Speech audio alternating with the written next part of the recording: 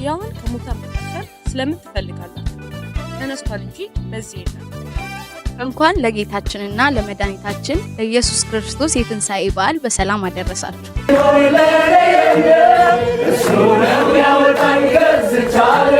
ከሌለ ክርስትና ምንም ጥቅም የለውም።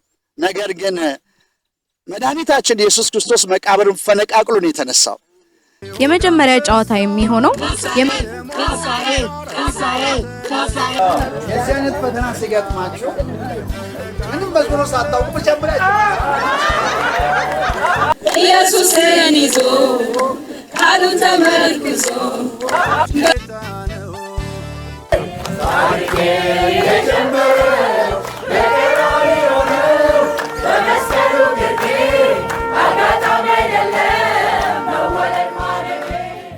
የኛ ጌታ የጌቶች ጌታ ነው።